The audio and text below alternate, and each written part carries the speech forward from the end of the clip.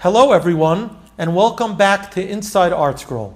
Today we are joined by two special guests, Shimon and Ruben Kolyakov, the founders of TorahAnytime.com. Thank you, Shimon. Thank you, Ruben, and it's an honor to have you here. And I want to start off by asking you about your tour that you just received of the ArtScroll bindery. You got to see behind the scenes here at ArtScroll headquarters. What's your initial reaction? First of all, thank you for inviting us over here. It's a tremendous zechut to be here and to see what's going on over here. I'll say what I mentioned to you inside that whole operations. I will never look at an ArtScroll book the same way again. I was blown away with everything that's involved, every detail, and the whole process. It was just something I've never experienced before. So amazing. Baruch Hashem, it was such detailed organization. I've really never seen something so meticulous about every small thing, and I didn't realize how much goes into it to make it. And you see it in the bookstore, you're like, an ArtScroll book, Baruch Hashem. But to see it, like Shimon said, you're definitely going to see it differently now. Now, both of you mentioned when we first met, and we're catching up a little, that people comment to you that what you've done with TorahAnytime.com is kind of doing what ArtScroll did in print. Both of you are doing online. Would you say that that's an accurate depiction of what you've accomplished? A very common statement that we've gotten for the past 10 years is, you guys are like the next ArtScroll revolution. What they did, like you just said, what they did in print, you guys are doing with video and shiurim. I think that's one of the greatest compliments an organization could get, because ArtScroll is like the leader, and it truly is the right word, the revolution in the Jewish world, and just to be put into that category, it's unbelievable. Don't really have words to describe how. Thank you, Hashem, for giving us such a zechut to be part of this. Yeah, and again, ArtScroll is a standard. Like, people, right. They know you're on a certain, madrega. Once you hear ArtScroll, if you're involved with ArtScroll or whatever it is for the past decades, really set a standard. And Mizrat Hashem, Siyata D'Shemaya, we were trying to also kind of set a standard in terms of Torah and technology, and it's just been amazing for the past 14 years. I'd love to get into the details, which we will, the numbers and just the broad reach of Torah Anytime, but tell us, who don't know your background, where you grew up, and growing up, did you ever envision or dream that you would be spearheading such a project, reaching literally hundreds of thousands of people all over the globe? So we're from the Bukharin community. I immigrated to this country when I was 3 years old from a country called Uzbekistan, from a city called Tashkent. And we didn't know much about Judaism or what it meant to be a Torah Jew. There were some traditions, but nothing more than that. And we both went to public school. So Ruben was born here? He was right? born, yeah. He was born here, yeah. I'm 6 years older than him. We emigrated in 1979. So we went to public school. Where was that, in New York? This is in Queens. In Queens. Yeah, PS 201. And I remember in the third grade, there was this incredible organization that still exists today, a Queens JEP, Jewish Education Program, that looked for Jewish kids in public school and pulled them out once a week for 1 hour. It was on Wednesday at 2 p.m. Wow. And I remember hearing about this, and somehow they got in touch with my parents, and they told me about it, and I remember being so excited about it, learning about Jewish things. And it turned into a situation where I was looking forward all week for this Jewish education program. It was the greatest hour of my week, I remember. And going over a year of doing this, in December of my fourth grade, they finally convinced my parents to send me to a yeshiva. It was a Kiruv yeshiva called Yeshiva Institute at the time. Now it's called Yeshiva Primary, still run by Rabbi Zalman Deutscher.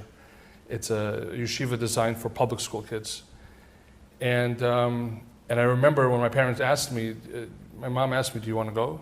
And it was just like, yes, like I was like 10 years old or something. I was like, what was yes. the level of religiosity at home at the time? Did you have no Shabbos, no kashrut, nothing at all? We didn't know about those things. Wow. We knew concept Shabbos, right. We knew Shabbat, but what it meant to be Shabbat, Kiddush, Nothing at all. And so I went in December of that year. I was in my 4th grade. I was around 10 years old. And I just fell in love and with it.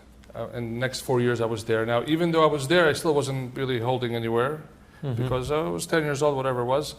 And also some of the things I brought home, my parents didn't really appreciate. Right. You know, like this is not how we do things. This, whatever it was. But I got I went 4 years over there, and they gave me a lot of education. Planted seeds. They planted seeds. Oh, sure. And then Rabbi Zalman Deutscher was trying to get me into a high school, but I didn't want to hear it for some crazy reason. I decided to go back to public school for high school. And Rabbi Deutscher, God bless him, he tried everything possible. We hung up on him, he knocked on doors, just go to yeshiva, but I made my decision. But something very interesting happened in high school. Those seeds, like my brother just mentioned, that were planted. And at that year was the early 90s. There was a mass immigration of Bukharian Jews coming into the United States. We came in when there was a little bit. About 13 years before. 13 years before, but mass immigration, 91, 92, 93. And What was that caused by? the end of communism. Uh-huh. Right. Okay. Right. Once the fall of the 91, Iron Curtain, 92. it was much easier for people to leave. Right. And in the high school I was in, Forest Hills High School, there were thousands of these Bukharian kids were there. And we met, and they looked up to me because I was here for so many years, like, oh, an American guy, you know. And you spoke the language Yeah, well. sure. I knew a little bit of the culture, Right. whatever it was. Right. And I found they knew a lot less than me about the Judaism. I had the concepts because 4 years I went to this Kiruv yeshiva. Right. And I found myself doing something interesting without even realizing. I was doing Kiruv with them in Forest Hills High School, public school. Wow. And I myself wasn't really holding anywhere yet. Right. So, to make a long story short, there were other people in the community in Forest Hills that were doing Kiruv. And one day I was walking, and someone from the street pulled me and says, would you like to listen to a lecture in the synagogue? It was Beit Gavriel. I don't know if it was Beit Gavriel at the time, but it was that building. And we're giving free pizza. I'm like, free pizza? Okay, I'm in. So I went in there. There was a speaker. I don't know exactly who it was. Maybe it was Rabbi Leibel Lam or Rabbi Mordechai Becher, one of these famous gateway speakers. I went in there, and I was in love with what was said. And they said, would you like to come again next week? I'm like, yeah, for sure. We have Chinese food. Okay, great, for sure now. Long story short, after going to these lectures for all those years, and at the same time interacting with all these immigrants from my community, and kind of mekara with them a little bit, I saw the impact that these lectures over the months was having on me, and the change it was having on me, and what it was doing to the changes of my life. I was actually becoming more observant. Mm-hmm. And actually, my brother was the first person that I was working on, because my parents didn't, like I said, didn't appreciate what I was bringing home from yeshiva. Right. That's actually why they actually helped push me back to public How school. many siblings were you? Just as two of us. Just you two. So they said, my parents said, we're going to keep Reuben away from yeshiva. We don't want him to this fanatic stuff now. It's a very happy ending, don't worry. My parents are amazing people, very happy ending. But they're going to keep him away. But they couldn't keep it away, because I knew this is the way of life. I knew this is something right about this, about Judaism. And Baruch Hashem, he was all in. Not a single day in any type of a yeshiva. And it got to the point where in our community, I was already 18, 19, that there was a group of us, these teenagers, that all the parents was working on Shabbat. We wanted to keep Shabbat. Wow. So we all got together. So you graduated public school. I graduated public school, continued going to these lectures, going to more lectures. It was literally, these lectures were changing my life. While going to college also. While going to college. Right. And it came to the point where we got a group of 10, 15 guys, maybe even more, that we wanted to keep Shabbat. But none of our parents were keeping Shabbat. They were all going to work. So we made our own Shabbat. We got together at one time in this person's house, one person at that person's house. We made what we needed to make. We prepared as much as we can, as much as we knew. And we went to the synagogue. We heard the rabbi speak. It was Beit Gavriel was just beginning at the time. There was Kiruv speakers, Rabbi Israel Yitzchakov from the Beit Gavriel Youth Minyan. It was all just the beginning of it all. And it kept going and kept going. This is what, the late 90s now we're looking This at? is the early 2000s already. Early 2000s. Early already. 2000s. So And- you're about 20, in your mid-20s? Yeah. And you were 18, 19 years old? Early, so- yeah, early 20s, late Oh, teens. Okay. And it came to the point where these shiurim, these lectures of these speakers, the impact was so great that I said, I have to capture this. Hashem just gave me the idea, you have to capture this. So it started with audio lectures, and then it quickly went to video after my parents when I got married at 24, they bought me a camera for the family use. I said, I'm going to use this camera for lectures, little mini DV discs. And I started to record and record. Now I didn't know what to do with these recordings. Internet I wasn't so technical, but I was recording. And it came to the point people used to come up to me, what are you going to do with them? Like, I'm not sure yet, but I just know I have to capture it. So I'm like, while you're thinking about it, do you mind making me a copy? My wife couldn't make it to the lecture, or I want to watch it again. I'm like, okay, great idea. So I got this DVD maker. I put the file onto a DVD, made copies of DVDs, and started giving them out. And often, at least, I don't know, a handful of times, people came up to me, why don't you put it on the internet? He goes, that's a great idea, I don't know how to do it. And Baruch Hashem, God bless my brother Reuben. He's very technical. He was working at Torah College in the technical department. He said, Shimon, you have all these recordings. I've been watching you record for years now. Can I borrow them, please? I'd like to do something with them. And I kind of like under the covers a little bit, kind of like told him like, can I have that binder of DVDs that you have? Back then there was DVD binders, right? So he gave it to me, and I kind of quickly put it on the computer, quickly put it on the site, and he was kind of like, What site were you putting it on then? well, this is a little bit further now, but so I was in Torah College. 2005 I started. And when I got there, What were you going for? In no, I college? wasn't. I was working there You were working. in the IT department, in the computer department. Okay. You know, Baruch Hashem, we were taking care of the 25 campuses or so in the tri-state area, and it was a great team over there. And I was actually asking a lot of questions. I had some tech background. Obviously, I worked there, but I was asking some questions about putting content on the internet. How do I embed it? How do I play a video from a site? And all these things. They had a great academic department that helped me out a lot. So then initially, I'm like, okay, let me just call it kolyakov.org, because we didn't really have a name. Our last name was like a play on words, Kol Yaakov. Kol Yaakov. We figured it was very fitting. Right. So that was our first website. It started off as kolyakov.org. Okay, it's our last name. Let's just put it up there. And then it kind of meant the voice of Yaakov, which made a lot of sense also. So this was late 2005. I'm creating the site, super watered down, very primitive looking. It was nothing like a way it's supposed to. But to start off, I guess it's just putting content on the internet. Nothing was streamable. You could just download it, right? And everything was done manually. There was no automated process. I was just running the whole thing. Again, and this was late 2005.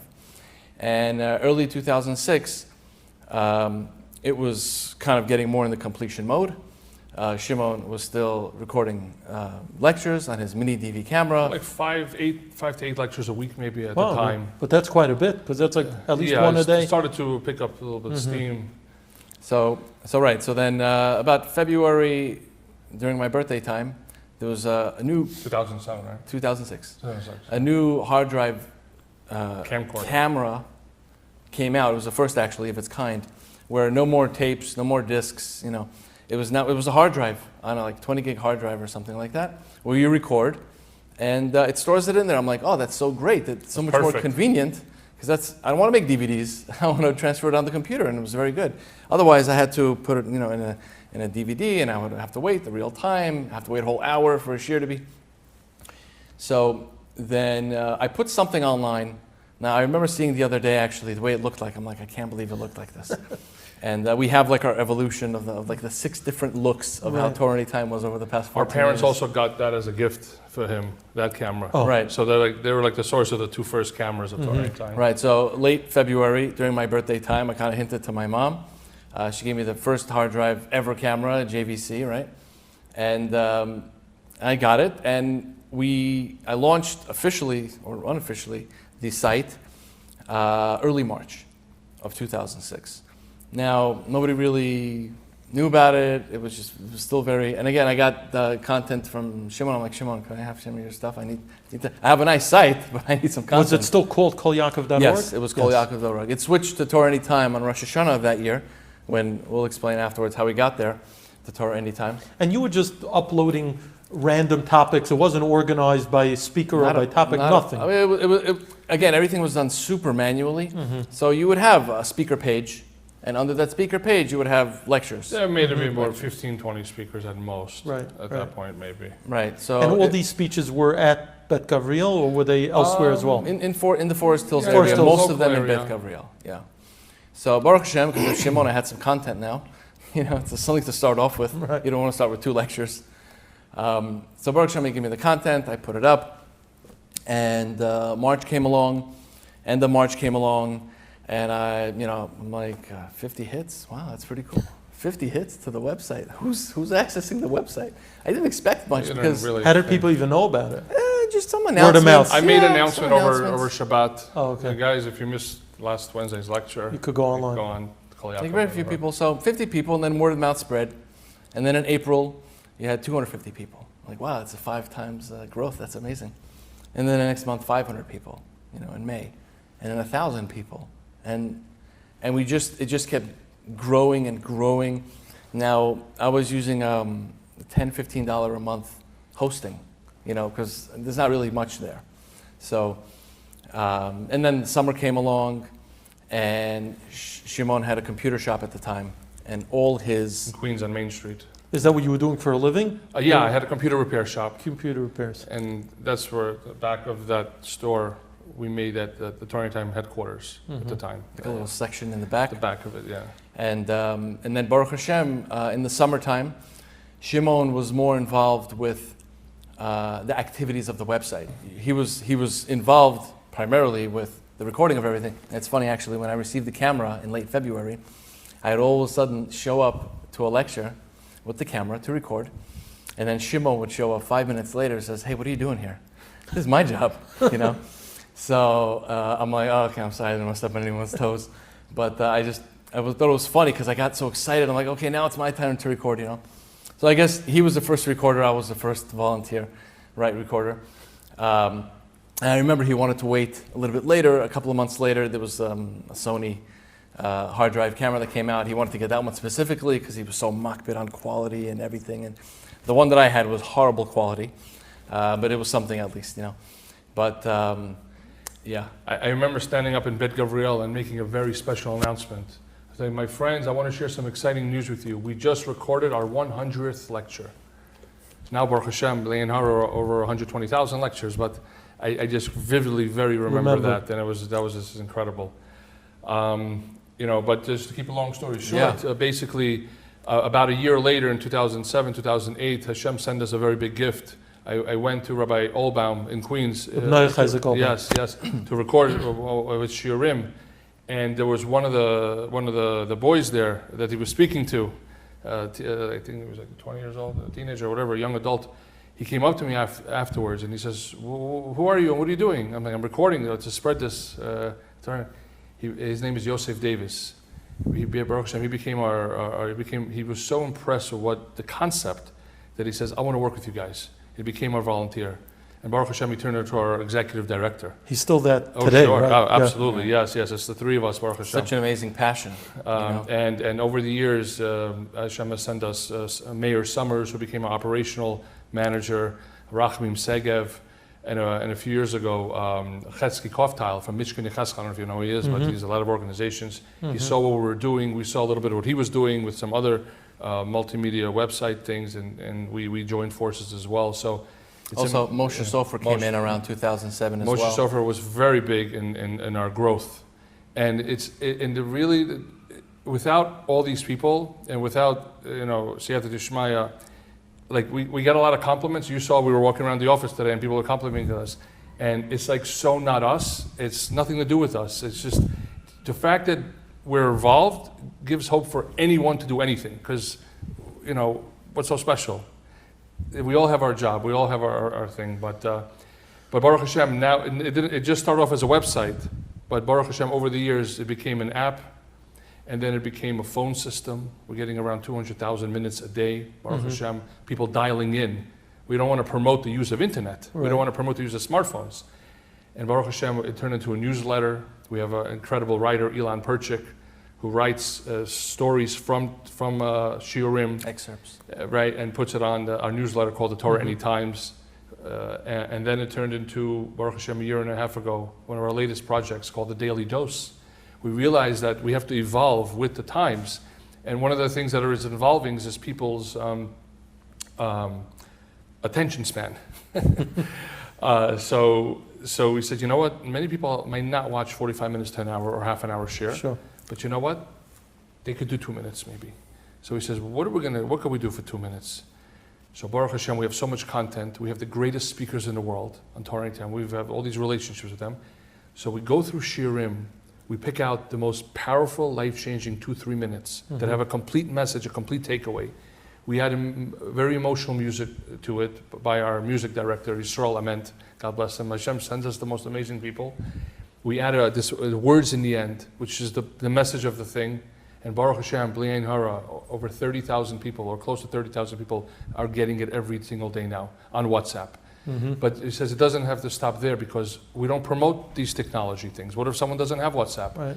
Baruch Hashem, in a few days, we're going to launch on the email, the same daily doses on our email. The Daily Dose email broadcast. Yes. And to sign up to the Daily Dose, if you're watching this and you're curious, how do I sign up for the Daily Dose? Of course, thank you.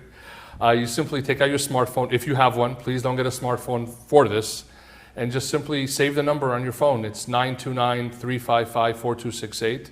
Save it as Torah Anytime Daily Dose and message the words, add me. If you don't do all those things, it won't work. So just rewind this video and watch it again if you want to. And for those who don't have WhatsApp, Baruch Hashem, very, very soon, hopefully within a few days, probably when they're watching this, it's already released, God willing.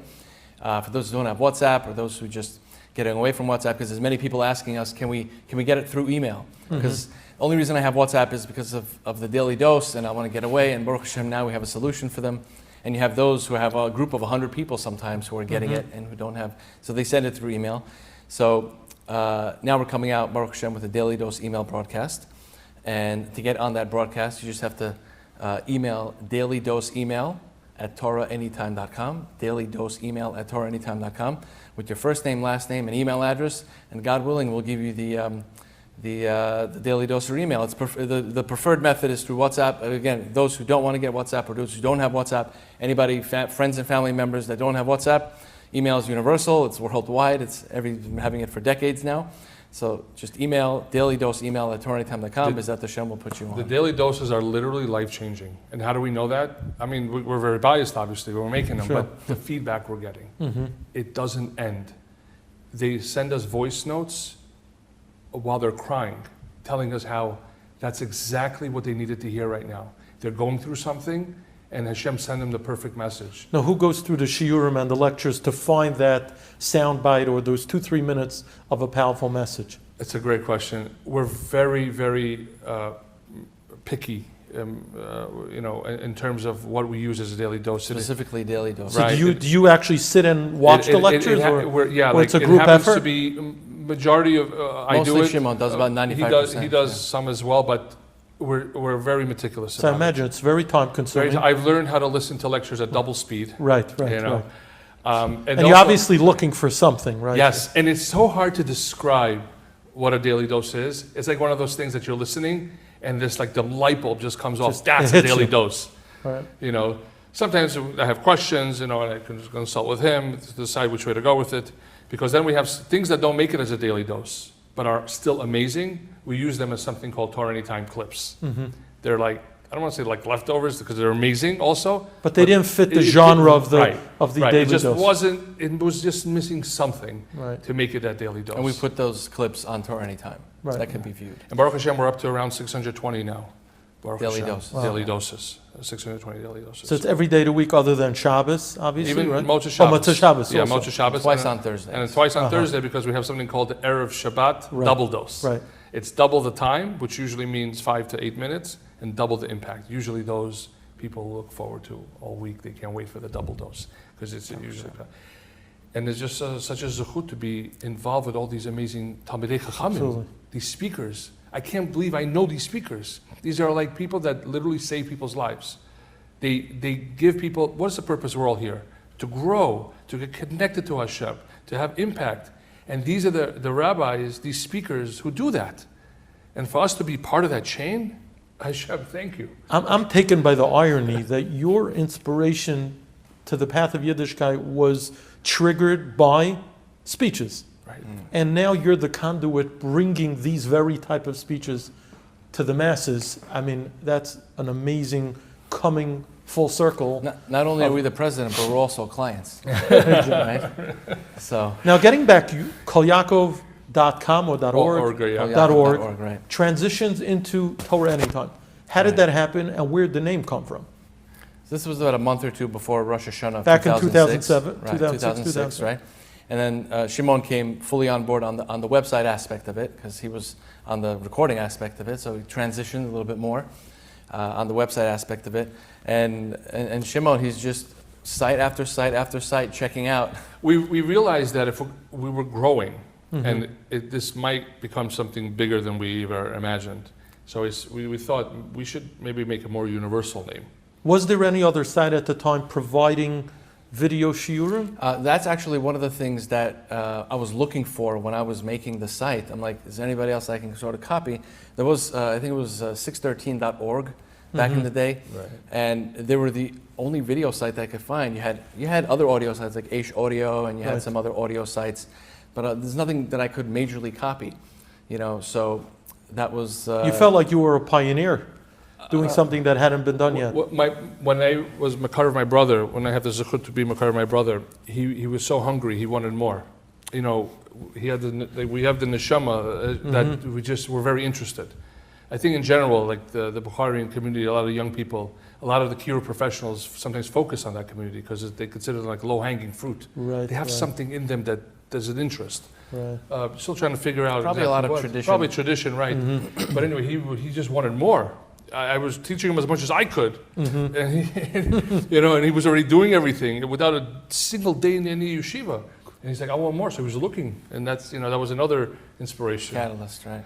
So as the site was growing, you were growing. That's really what it I was. tell people a secret. We really made Torah in time for ourselves. We just let the world use it. You shared it with us. We just Well, let we the- thank you for sharing it with us, because you're changing our lives as well. So that's incredible. So as I But mentioned- again, the name. Oh, the name, yes, Oh, right, the name. right. We were actually looking for all types of names. I don't remember all of them right now, but they were all taken. This is taken, this is taken. So I think pick number 10 or 11, I forgot. I figured, how about Torah Anytime? So we put it in. I'm like, Ruben, it's available. Get it.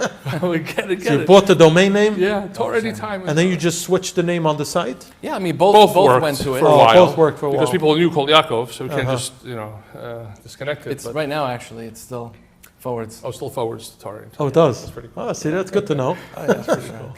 Fun fact. And then when was the next step where it really just exploded to where you brought in the number of speakers and the style of the site where it's very easy to find, various So once speakers? Shimon came on as part of being part of like the website and just filling up content, it just went to a whole new level. Like I guess I wasn't so much of a people person talking. I was more on the tech side, behind the scenes type of Right. things. Once he came on, it just exploded with speakers, and obviously the more speakers you have and the more announcements that are given and the more marketing you do, right, on the shoestring budget, obviously the more it's going to be used. So I would say the first explosion was when Shimon came fully on the website side of things and just blew it up. And obviously he got Yosef Davis as the volunteer, and then Moshe Sofer. I want to record this guy, I want to record that guy. And So were you seeking out the speakers, or were the speakers seeking What you happened- out? in the beginning, when we were not so popular, when I used to go to a speaker and they used to see us with a camera, I'm like, who are you? Why are you recording me? They were paranoid, kind They of were like, Torah Anytime, It's a new like, Torah Any concept. who? Torah Any what? Like, what are you talking about? Right. It wasn't so simple. They're like, do I know you? Do I trust you? Where are you going to put this? Right. And it was a little bit of a convincing situation. So we used to chase after speakers, and not always they agree because they didn't know who we were.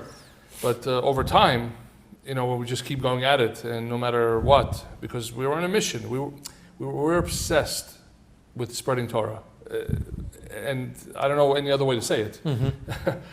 So and then the speakers would contact Shimon and say, this person saw my shir, that person called me, they said they saw my shir, like what's going on? They had no idea what they were getting themselves into. Right. But now, fast forward, 14 years, from us chasing speakers and convincing them to be on Torah Anytime, now it's become like a problem, like a good problem. Like now let's over break it down. 950 speakers. You have trying 950 to get on. No, trying to get on. You have 600 speakers? Over 1,000. Over 1,000. And regular speakers, now we're recording about 500-600 shurim a week.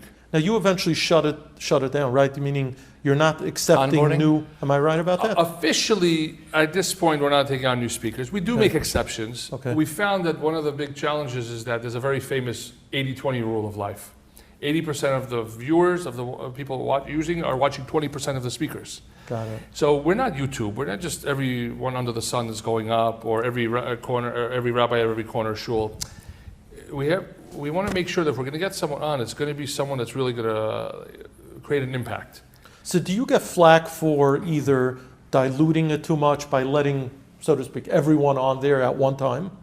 And then within the same platform, you have Gedolei Adar giving shiurim and very fine Tyree Yidden, but we would call regular people. You ever get flack for that? Like you're kind of diluting it and it loses its, you're diluting the standard at all?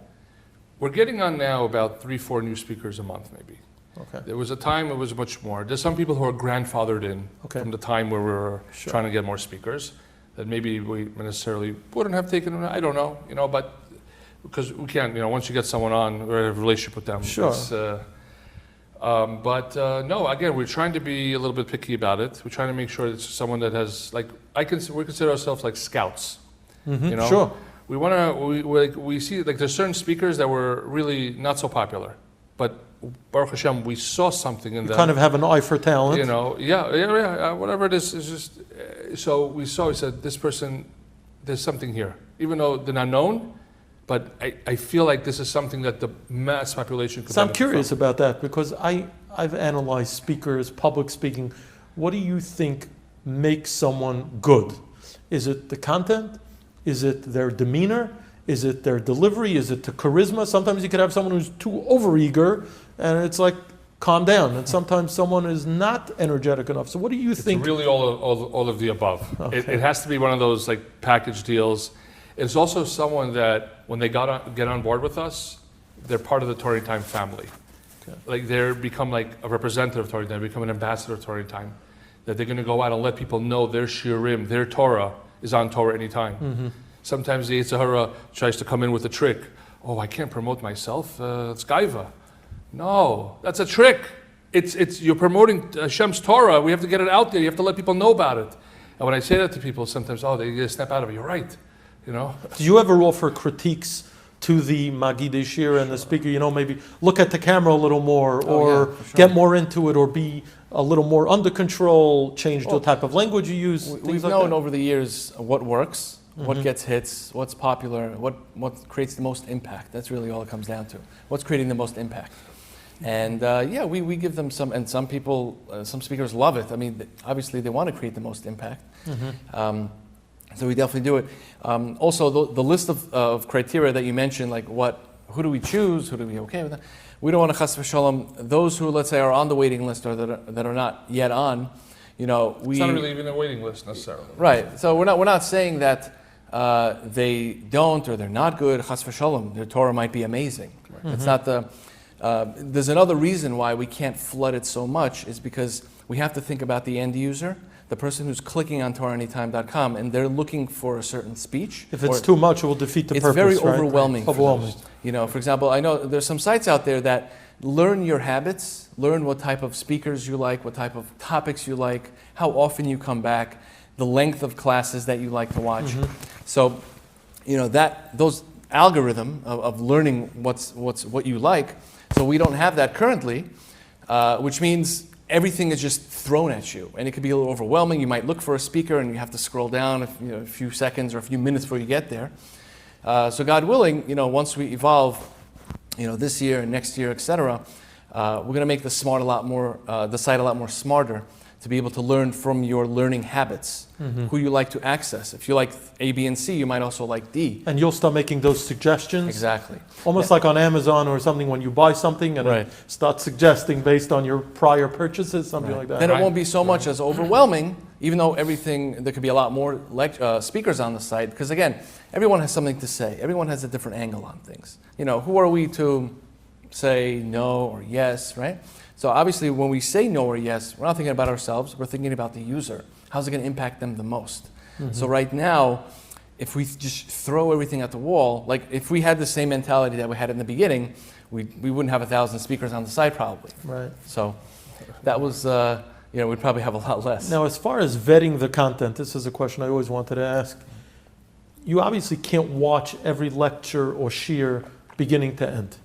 Are you ever concerned because of that something controversial will seep in or something will get by you that maybe you wouldn't feel comfortable with? Is that a concern at all? Occasionally, sometimes things fall through the cracks. But generally speaking, when we deal with organizations that we know and trust, whether it's the Aguda, whether it's ArtScroll, or many other, or the Chazak organization, Sure. or Nava with Roy Wallerstein, Torah Masorah. or so many, Baruch Hashem, Project Inspire, or Aish, whatever it is. We kind of trust their judgment. Of course, things could fall through the cracks, like I said, and sometimes we've had that, and we had to. Baruch Hashem, we have advisors that we go to Rabbanim, different things. Because it's technology and internet, they don't necessarily want to be like mentioned like who they are, because it's a big just the whole technology internet thing is a whole Sure. thing. But generally speaking, that's what it is. But we have so many users, Baruch Hashem, that when there's like a red flag, we get notified. We get notified to look into it because everyone is watching, and Sure. most People are paying attention. have the right hashkafa, Right. and they see that we do the best we can. But occasionally, sometimes we have to double check something and make proper adjustments. But overall, we try to do the best we can in terms of to make sure it's hashkafically everything is appropriate, which is a little bit of a challenge because you have all types of situations. So we try to find that lowest common denominator. Sure. Which I wanted to ask you about. I'm sorry, you want to go No, on? I'm saying you asked before, it was such a broad spectrum of speaker. You have Right. Gedolim, and then you can have the average. So we used to have a slogan, from the baseball cap till the Strymel. We try Everyone to from the reach baseball cap everybody. to Shamal, everyone in between. Right. So it's everybody needs. It's not just learning Torah; it's learning Torah values.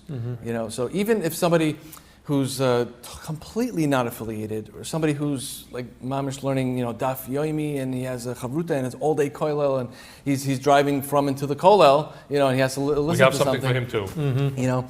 So we want to make sure that we can't really discount anybody depending on their Sure. status. You're right. We do have gedolim on the site, like gedolim, and then we have somebody who speaks in a local shul. Some balabayit even knows how to give shiurim, Right. who's knowledgeable. Now, we were talking before, I think you told me, an astonishing stat that you had in the last year, 1 million unique users, correct? Is that the number? This upcoming year, this actually. year. This year. We're about to break. You're about to break 1 million unique users. That means there are 1 million people, That unique, at some point and that's during based- the year, actually- sometime done. during the year, have logged onto Right. your site.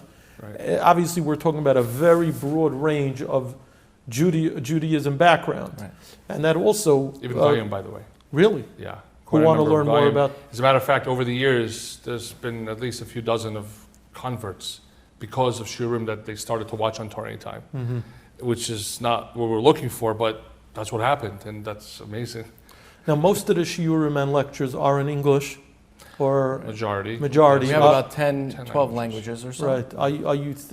Are you thinking of broadening the other languages, let's say to reach out to more people in Israel and things of that sort? If we show you the list of what we want to do, Ideas. I'm telling you, it's unbelievable. Hashem just doesn't stop giving the ideas, and in reality, it's just the way good things usually happen. It works in slow motion, and it's so frustrating because that's one of the ideas we want to do, to make a Hebrew or only thing, Hebrew-only or site. Russian-only thing, Right. or Spanish is really taken off on our site. Baruch Hashem, Portuguese. Right. And I want to bring up also, you spoke about technology before. I think it's important. Baruch Hashem, our community, the Torah community, has paid tremendous attention to awareness regarding technology and making sure that our online experience is consistent with our hashkafas.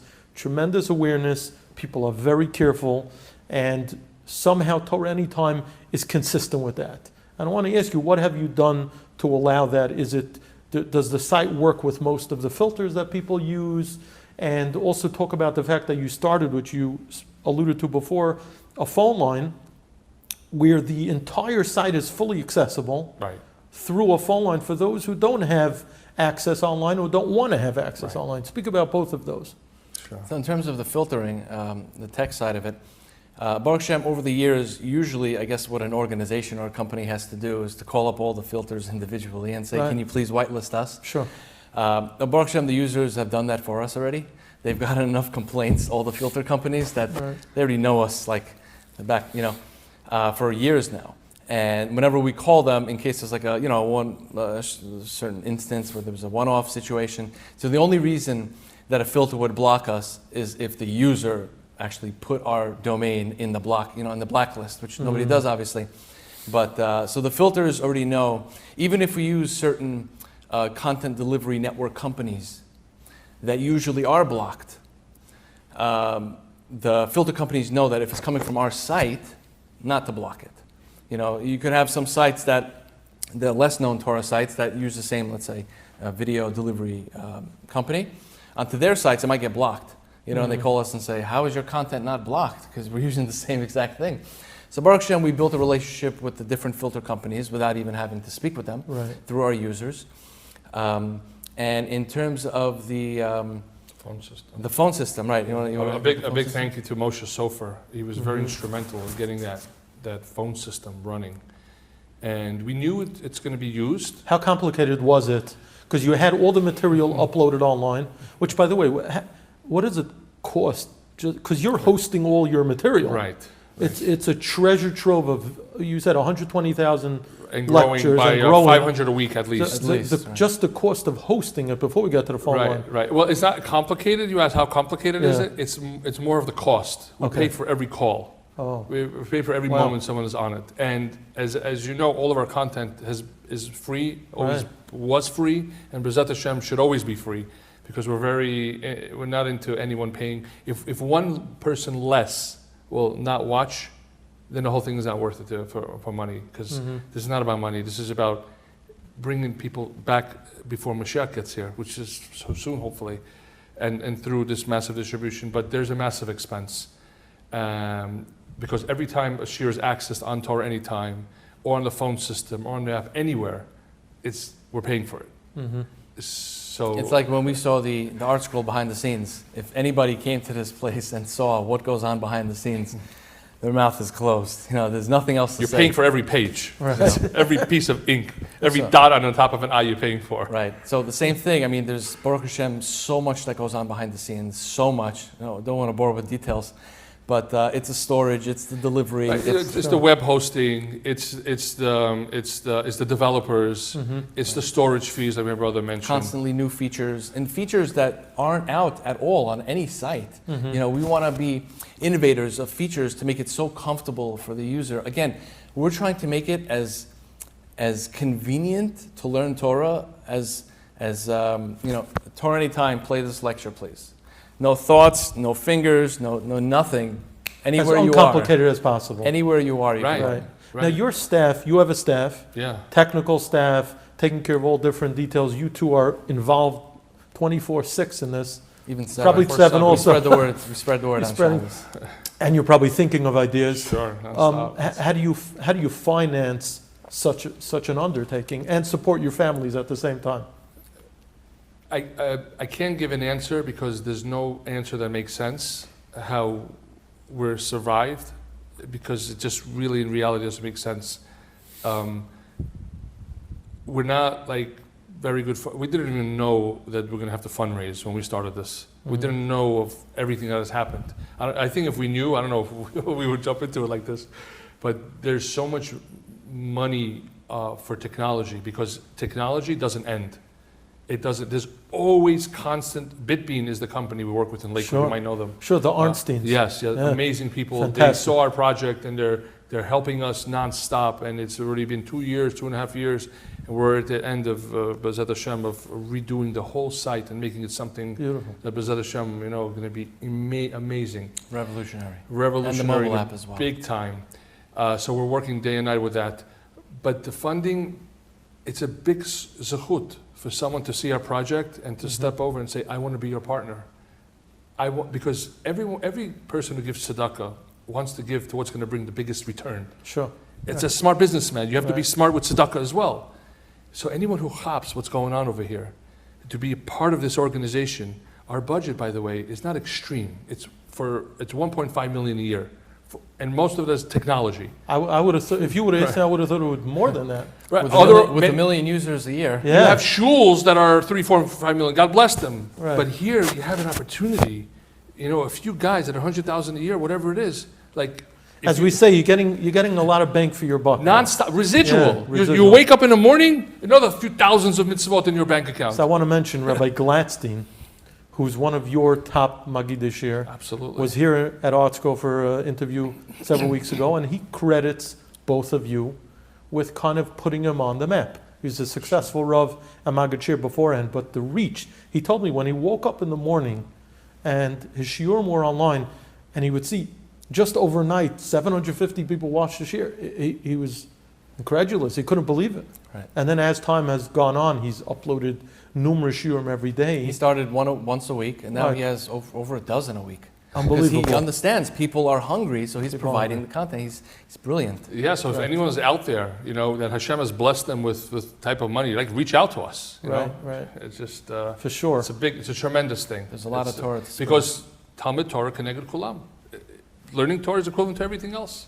And it's lo'irov, lo lechem, lo yitzam al hamayim, kiyim lishmaya, es dvar Hashem. People want to hear, people want to learn. There's, like you said, there's a huge thirst. Yes. I want to tell you also, on the ArtScroll side of things, I don't know that ArtScroll has ever sold more books than now. Wow. So people who say that people aren't reading, aren't learning, people want to learn, people want to read, which leads me to my question to you about Corona.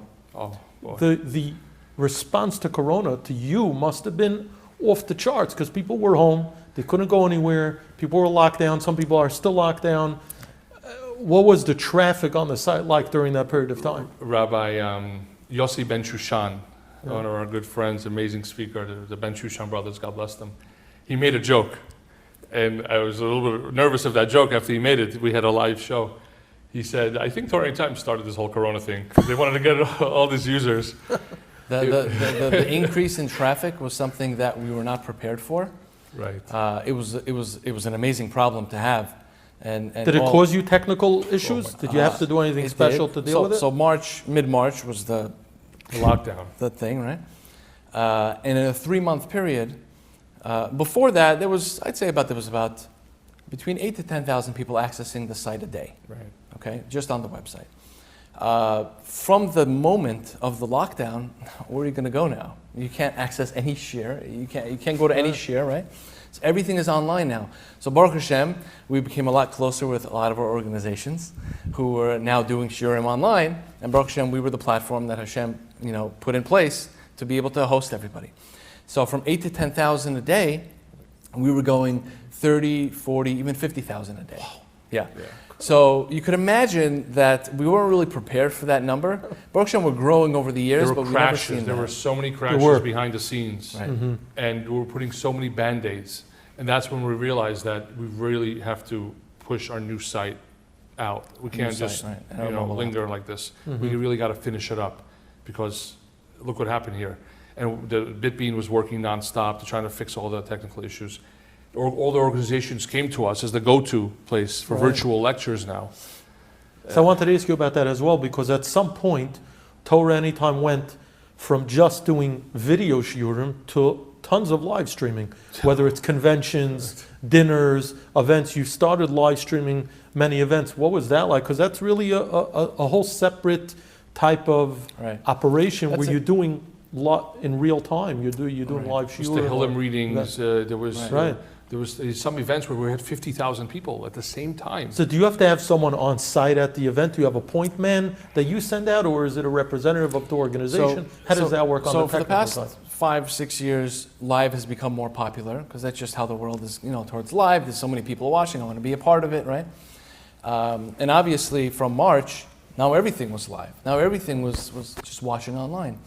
So there were some places, obviously, with the whole Corona thing, we have to have our staff with masks go to the rabbi's house sometimes. It's a big challenge also. At that time, everyone was so scared and nervous, especially like in March, April.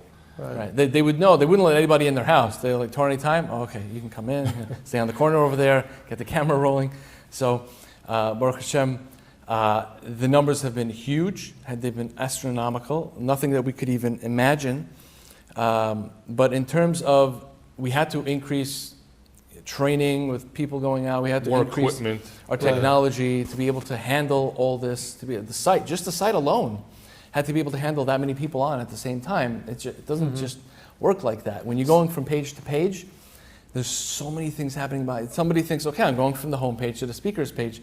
There's like 30 different links that they're actually going through to go to that one page. Right. There's a lot going on behind the scenes. Speaking of the equipment, when going back years, when someone was approved to be on the roster of speakers, did they provide their own equipment? Did you provide the equipment? Did they get the equipment? How did that process work? In the beginning, since we were convincing them to get on Torah Anytime, sure, we don't ask them, we took care of everything. So you bought them the camera, yeah, and you taught them how to use it and record it? Well, we used to come ourselves to record. But I'm talking about at a later stage. Oh, later, obviously, it came to the point where they began to see the value. Right. So they tried to find one of their students to be the volunteer, or some people record themselves. Some people that are really like superstar speakers, we really make sure we want to get their content, so we make it easier for them. We still follow them around, like Rabbi Pesach Krohn or Rabbi Shapiro, and some speakers. They might have some people in their community who would sponsor a camera or a camera kit, which we would send to them, and then we would train somebody to record it properly, because quality is everything. And if you don't have good quality, especially audio quality, audio is more important than video. Right. Sure. Now, on your site, you provide video and audio, as everyone knows. Yes, everything's and on you've audio, always done that. Video, and everything in video, we have audio version as well. And you could download the audio also. Right, You could download, right. Now, speaking... By the way, just about the camera equipment, that's also, if someone understands the power of tzedakah, they want to sponsor 10 camera kits. Each camera kit is about $1,500. We try to use the really good equipment, a good microphone. So that's something else someone could do. Could you imagine? One camera kit, $1,500, indefinitely. You get all the merits for that. It's just unbelievable. Somebody watches it 10 years from now, you still got it. Right, in the middle of China, whatever. Now, one of the unique identities of Torah Anytime is that every shiur opens with one of my favorite people, Rabbi Pesach Krohn, and you hear that very recognizable voice. Whose idea was that? When did that happen? And how did you choose Rabbi Krohn?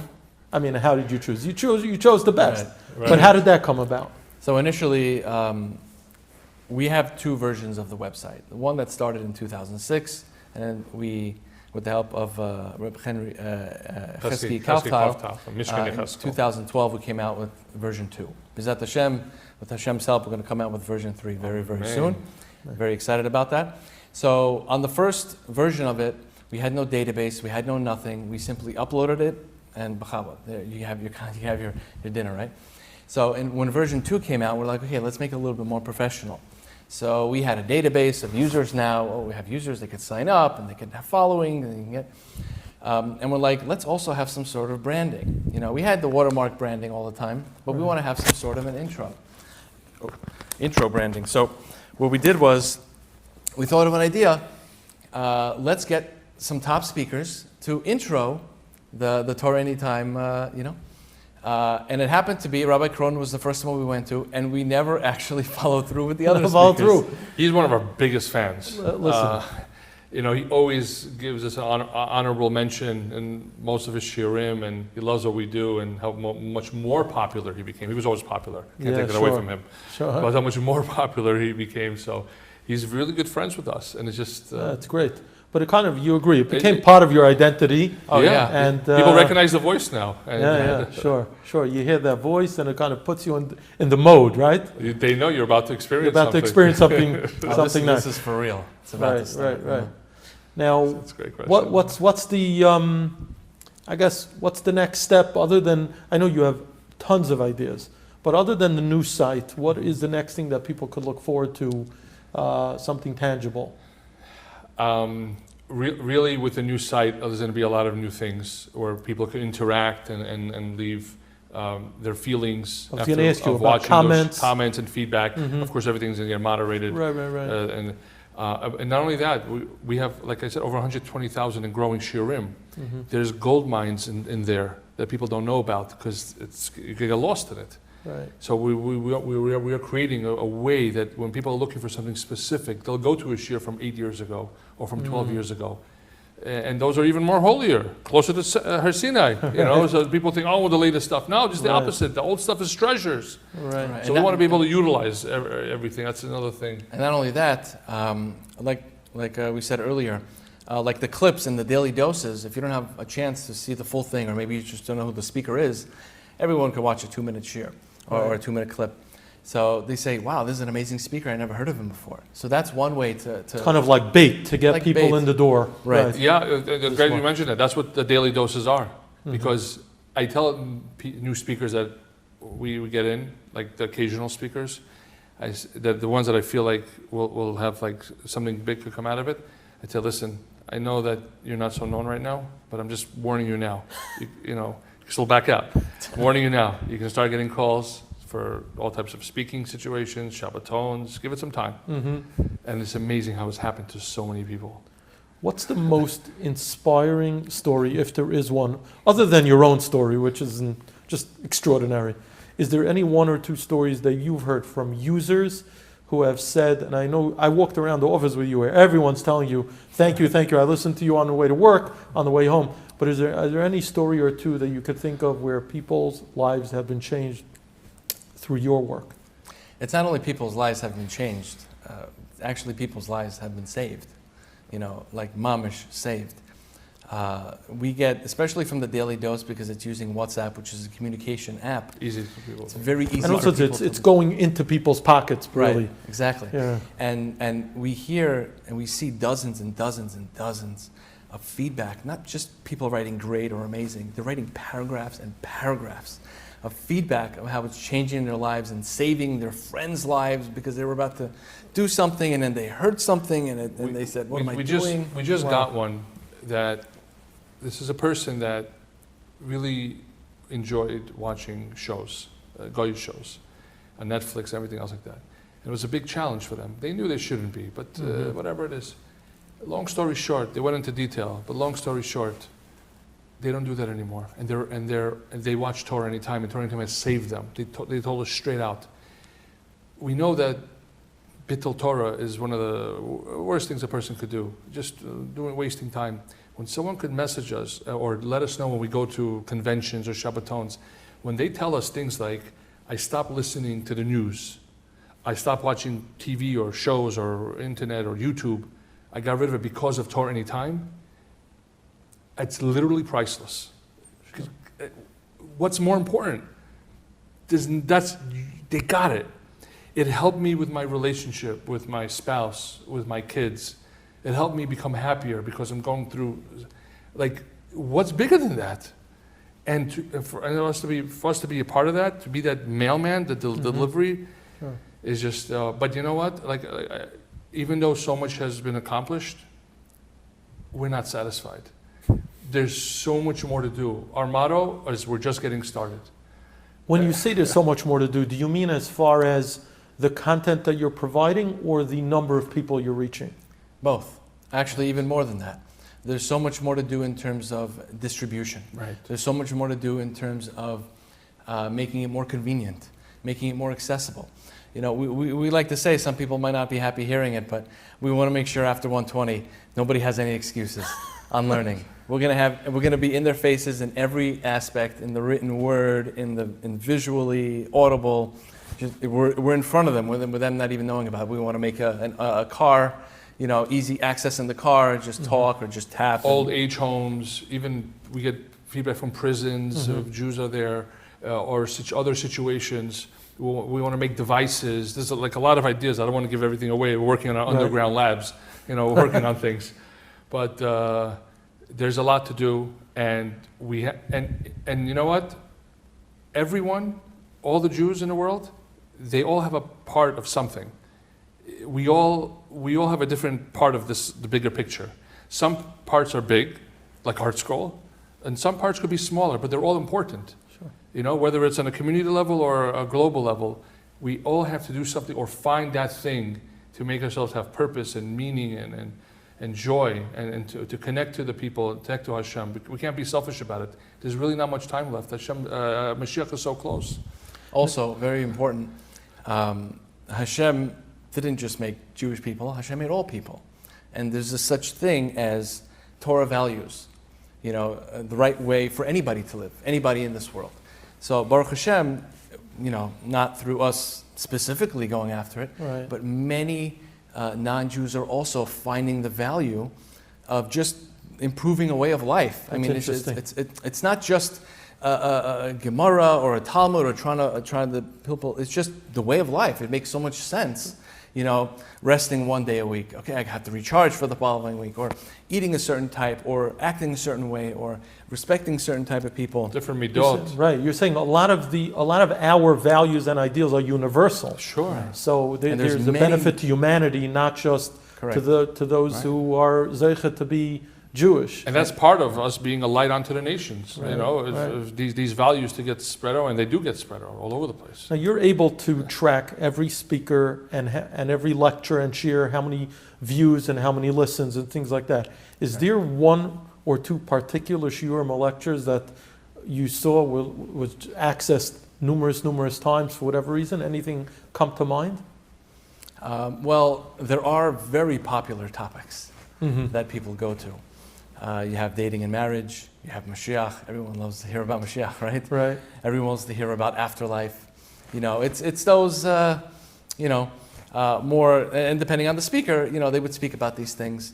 So there are not specific speeches per se, but just certain topics people love to run to. I guess the universal topics that, Mhm. again, not only Jewish people, but the whole world might find more value in. Not just that, also, a lot of the Kiruv lectures, I've gotten over the years, people who are from birth, Mhm. they told me that it helped them as well. Right. Because we were raised, like I mentioned, not religious, so we're very passionate about it. Right. But we could see how in other situations where someone, that's the only way of life that they know, it might not be the same passion, because Sure. that's the way their Right. life We is. take it for granted, and It they becomes a don't- little bit like someone once said, like robotic Judaism, Right. and it's somewhat of a challenge now. You know, people, you know, so they say that a lot of this stuff, that the Kiruv stuff, it helps them also recharge Absolutely. and their connection, and Absolutely. there's more meaning in what they've been doing their whole life. Sure. Sure. And something that really everybody should know, that Torah Anytime is really a whole way to them growing, meaning it's great. All aspects of Judaism, from the beginner to the super advanced, we have something to provide. But we ultimately want to get everyone to the level to keep growing and steiging and learning more. You know, if somebody's learning half an hour a day, you know, and they're safer, you know, and their ArtScroll safer. So now after hearing a Torah Anytime shiur, they got inspired to learn another half an hour. Sure. So it's not only about learning on Torah I Anytime. have people that are learning in Kollel now, and they don't use Torah Time at all. But they said that it was those years in the beginning when I really wasn't even firm, that Wow. from Torah Time it got me started. And nothing makes us happier. When we get a letter from someone, a handwritten note of, I got rid of my internet because of shiurim I watched on Torah Anytime, how ironic is that? We're okay with that. Great, Baruch Hashem. That's the goal. We want to keep people growing and growing. You can never stay straight. Life is a downward escalator. You have to constantly grow, keep going Right. up. Well, we thank you for bringing meaning Wow. to so many people's lives. Thank you for sharing your personal story. I'm inspired by it. I'm sure all our viewers will be as well. Continued Hatzlacha. We're Amen. looking for the next higher and higher levels of growth and greatness from Torah Rabbi Anytime. Yitzhak, thank you for this opportunity. It's such a zechut to meet you and to be here. And I feel even more connected to ArtScroll than ever before, even though I have so many Sfarim in my house. Thank you. Thank Thanks you to again. both of you. Thank you.